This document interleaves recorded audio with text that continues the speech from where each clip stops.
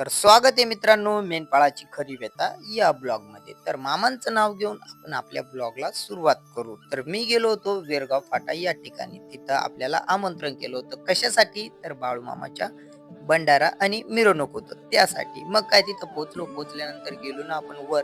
अरे वर तुम्ही म्हणशाल डायरेक्ट वर नाही, बँड वरती. मग बँड वरती असताना मस्तपैकी व्हिडिओ घेत होतो आपण. व्हिडिओ घेत असताना आपल्याला दिसल्या आपल्या मेंढ्या. अरे मग मेंढ्या दिसल्या म्हणजे आपल्याला व्हिडिओमध्ये मेंढ्यांची तर गरज लागते आणि आपण मेंढ्या दाखवणार नाही असं कधी होऊ शकतं का? मग काय उतरलो आणि पळतच गेलो मेंढ्यांच्या मागं. कारण की पहिलेच बाळूमामाची पालखी मिरवणूक आणि त्यात आपल्या मेंढ्या आणि आपल्या मेंढ्या येणार नाहीत असं कधी होईल का? नाही. तर मग व्हिडिओ घेत असताना लगेच पब्लिक आपल्या मागं पळू लागली. का बरं? की त्यांना वाटलं की तुमच्या व्हिडिओमध्ये आम्हालाही घ्या. अरे भाई तुम्हाला नाही घेणार मग कोणाला घेईल बरं? आणि पुरा राडा चालू होता. मग तवशात आपले छोटे-छोटे मित्र भेटले. ते म्हणे आम्हाला सेल्फी काढायची. ठीक आहे भाऊ काढा म्हणतो. मग काय आम्ही बी त्यांच्या सोबतच चालू लागलो. तवशात एक गडी म्हणे, "नाही, नाही तुला पाय नाही तुला खांद्यावरच घेईल." हो म्हणतं, "असं नको करू यार खांद्यावर कशाला घेऊ?" नाही तो ऐकलाच नाही. मग घेतलं खांद्यावरती. खांद्यावर घेतल्यानंतर पुरा धिंगाणा भाऊ. पुरा जोरजोरात नाचत होता. आणि तुम्हाला माहिती आहे मांड्या तर बेकार त्रास देणार आहेत उद्या.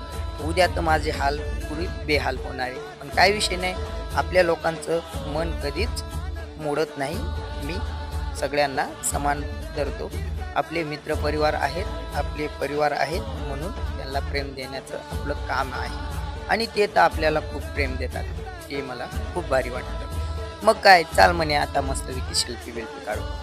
म्हणतात ठीक आहे भाऊ सेल्फी-बिल्फी काढू पण हळू काढू. कशाचं हळू-हळू? पुरं चेंदाचेंदी दाबादाबी चालू होती. अर्र म्हणतं चला चला पालखी निघून जाईल. मग काय तिथून निघालो पुढं. पुढं निघत असताना मस्तपैकी नाचत होते आपले सगळे तिथले परिवार. मग अजून उचलला मला खांद्यावर.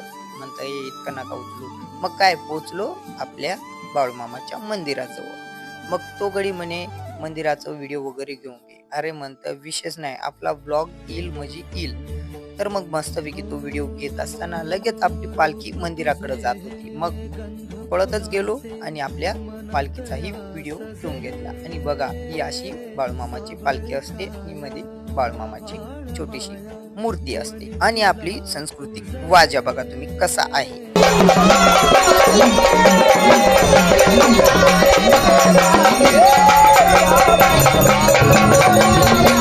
मग झाली ना भाऊ जेवणाची सुरुवात म्हणजे प्रसाद. मग बाळूमामाचा प्रसादला आपण गेलो मस्तपैकी प्रसाद खाल्ला. मग त्याच्यानंतर मंदिरात गेलो.